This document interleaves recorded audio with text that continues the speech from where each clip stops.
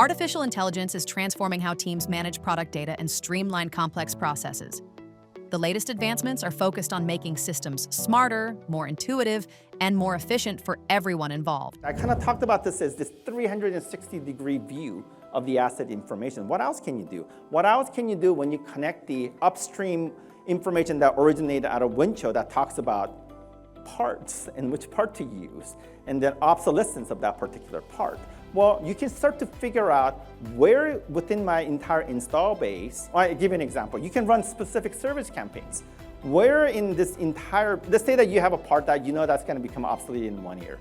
You have a lot of it in your inventory. So you need to be able to use up this particular part. Maybe you want to find all of your install base within your specific regions where there's still something within the warranty period where you can actually utilize this particular asset.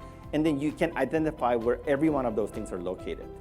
And then run a service campaign to just do those systematically, right? It's a great use case. You can only do this if you have great visibility over your asset also. A lot of different examples that you can actually have in terms of what can you do. In other words, you can actually use your asset data to plan your service better, right? So we think that this is a prerequisite. I guess one thing, and I know we're up on time, is that the other advantage of this, and this is speaking from a product perspective, is that, well, the other advantage is that, first of all, we built this particular system to do this.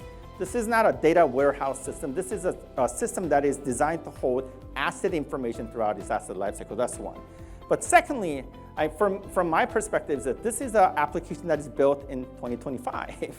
And if you were to build an application in 2025, how would you structure that differently versus an application that was built in 2005? Well, I would build it AI first.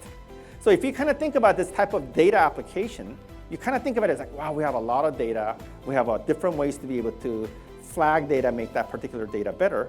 What can you do with it? Well, a lot of the times, these type of application kind of looks like dashboards and control centers, and then be able to kind of visualize that particular data. Well, if you were building that type of app in 2025, you wouldn't build it that way. You would simply build it to be AI first.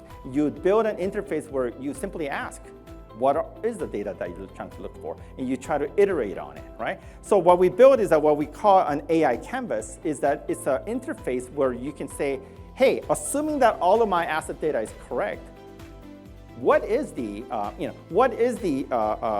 first-time fix rate of this particular product within California, right? That data resides within our system. What we do is that we simply provide you a way for you to be able to query that data using an AI interface.